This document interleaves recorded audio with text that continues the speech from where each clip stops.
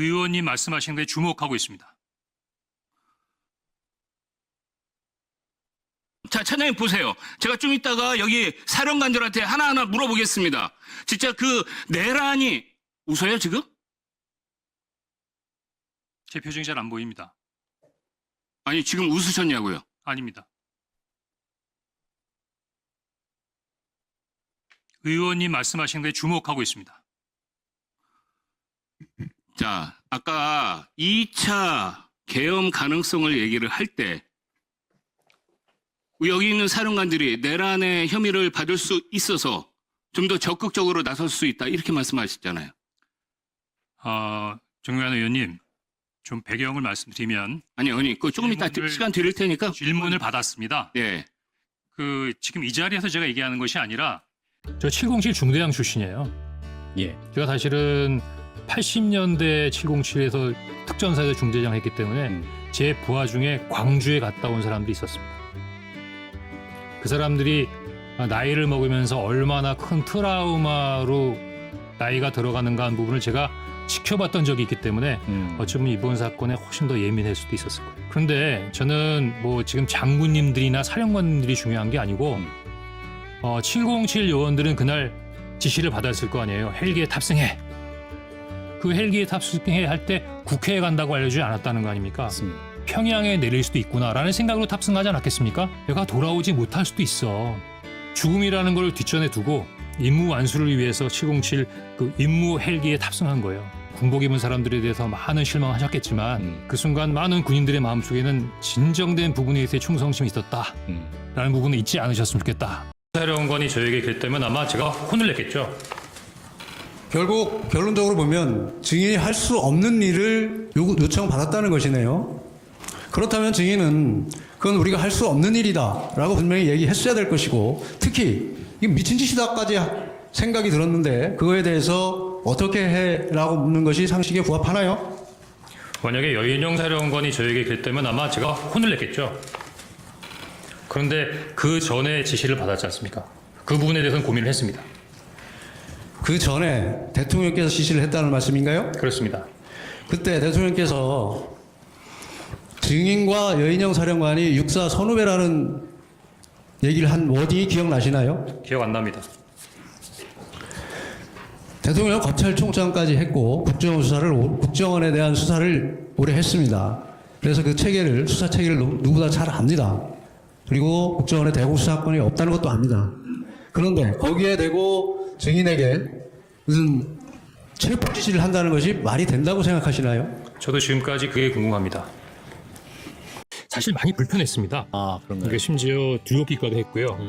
왜냐하면 제가 군인 아니면 정보 관료로 조직과 상관에 충성하는 삶을 살았기 때문에 예. 지금처럼 대척점에 대통령이 있고 국정원 1년 가까이 직상으로 있던 국정원장이 계시다는 것 자체가 굉장히 힘들었습니다. 예. 또나 안기부나 그 국정원에 있는 우비들한테 욕을 많이 먹었어요. 굉장히 여러 가지로 많이 힘든 시간이었습니다. 그런데 예. 제가 8차 변론에서 대통령께 말씀하시는 거하고 조 원장께서 말씀하신 얘기를 들으면서 이러한 불편함이 싹 사라졌어요. 아, 그래요. 이 사람들도 다 사람이구나. 아. 다들 뭐 나름대로 자기의 어떤 이야기나 자기의 생각이나 쉽게 말하면 내가 살겠다라고 하는 부분으로 모든 부분에 있어의 그림을 그리고 있구나. 저는 여러 번 똑같이 워딩으로 이런 전화를 받았다고 하는데 아니라고 하잖아요. 예. 저는 대통령이 거짓말한다 공개적으로 그런 생각을 지금까지 한 번도 해보지 않은 것 같아요. 어제 탄핵 심판에서 조태훈 국정원장과 윤석열 대통령 쪽에서 굉장히 홍 차장님의 증언을 흔들려는 시도가 있었는데 보셨습니까? 예, 봤습니다. 하나씩 좀 짚어보면요. 윤석열 대통령이 특히 당시 홍 차장이, 그러니까 차장님이 술에 취해 있었다 이런 이야기를 했는데 물론 그 시간에 저녁 식사를 하고 있는 자리였기 때문에 혹시 그런 생각을 하실 수 있을 것 같은데 네. 더구나 다음 날 출장을 준비하느라고 저녁 식사 시간에 늦게 갔고 더구나 20 정도에 대통령님께서 전화를 하라고 하신다는 지시가 있다는 전화 받았기 때문에 사실은 첫 술도 못 두고 그 자리에서 다시 떴으니까 하여튼 술 취하지 않았습니다. 알겠습니다.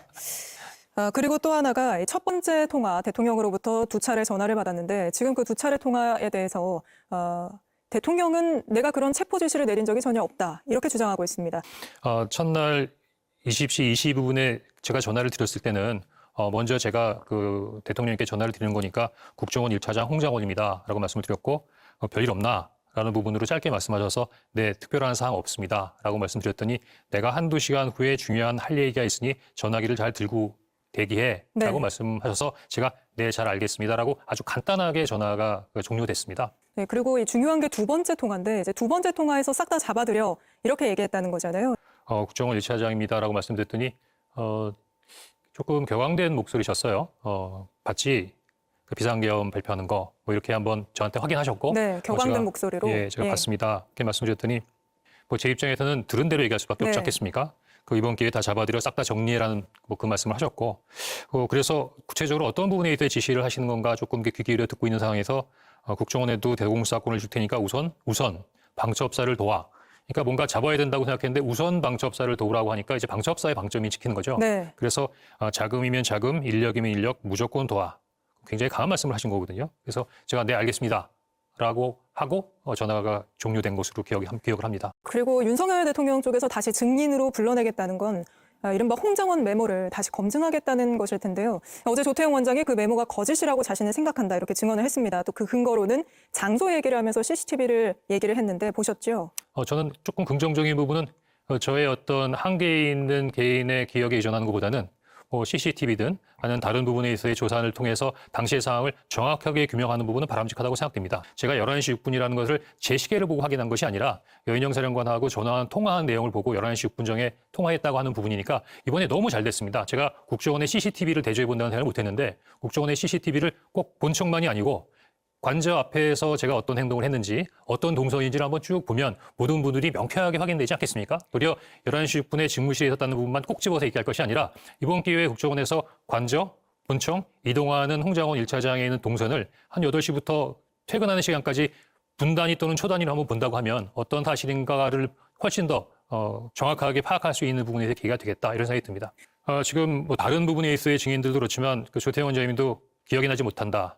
충격적인 상황인데 어떻게 그런 부분들 다 기억하냐. 상당히 급박한 상황이었다라고 말씀하시는데 저한테만 조금 AI 수준에 있어서의 기억력을 요구하시는 것 같은데요. 성일종 의원하고는 계엄 당일에도 정인이 통화하신 걸로 나오네요. 그거는 기억나세요? 사실은 잘 안 납니다. 안 나시죠? 계엄 전날인 12월 2일 날 대통령 영부인으로부터 문자를 두 통 받아요. 그런 내역이 있습니다. 그리고 그날은 답장을 못하고 그 다음날 정인이 답장을 보냈어요. 그건 무슨 내용인지 기억나십니까? 글쎄요, 금방 기억이 잘 안 납니다. 조태용 원장 말씀 이렇게 길게 드리는 게 아까 처음에 제가 불편하고 안타깝다고 말씀드렸지 않습니까? 하지만 이제는 더 이상 불편하지 않다. 헌재에서 저렇게 생으로 거짓말하는 거 보니까 이분들 다 똑같은 나하고 사람이구나 하는 생각 때문에 생으로 거짓말합니까? 생으로 거짓말하는 거죠. 지금 방금 말을 도대체 몇 번 바꾼 겁니까? 생으로 거짓말한 거 더 한 번 얘기할까요? 저를 조태용 원장님께서 정치중립 위반으로 해서 경질했다고 했잖아요. 대통령께서 말씀하셨죠. 저 기억력 확실합니다. 12월 4일 저녁 때 쉬고 있는데 전화해서 홍장원이가 정치중립 위반 관련된 부분에 문제가 있어서 왜 그걸 이제 하냐고 원장한테 한마디 했다. 근데 거의 AI 기억력인 그 조태용 원장님은 5일날 오후 한 2시경이라고 하지 않습니까? 저는 처음부터 말씀드렸죠. 정치중립 위반이라고 하는 부분의 얘기가 나와서 이렇게 스텝이 꼬인 게 12월 3일 날 말을 안 들어서 경질했다고 할 수 없잖아요. 12월 5일, 6일은. 뭘로 이 사람을 경질한 부분을 합리화할까라는 부분을 후딱 찾다 보니까 제가 보기엔 너무 나간 거죠. 대한민국이 그러면 안 되는 거 아닙니까? 그런 게 매일매일 일어나는 나라가 하나 있습니다. 어디? 평양. 그런 일을 매일매일 하는 기관 어디? 북한 보위부. 이상입니다. 말씀하실 때 우리 차장님 어떤 마음이셨는지 좀 말씀해 주시면. 제가 솔직히 말씀드릴게요. 제가 소위 말하는 블랙이니까 이름도 가짜를 썼고 아는 사람이 있으면 옆으로 돌아가는 뭐 그런 부분의 생활을 평생 해왔습니다. 또 내용 자체도 그렇게 뭐 즐거운 내용이 아닌데 가보니까 방송사 카메라도 막 있고 기자들, 의원님들 또 관련된 부분의 증인들이 잔뜩 있는데 사실은 그날 굉장히 많이 당황했던 것 같습니다. 제가. 그래서 지금 유튜브를 보면 굉장히 감정이 많이 복받치고 좀 이게 정제되지 않은 표현을 했다 싶은데 저도 왜 저런 발언을 제 스스로 하게 됐는지 잘 모르겠어요.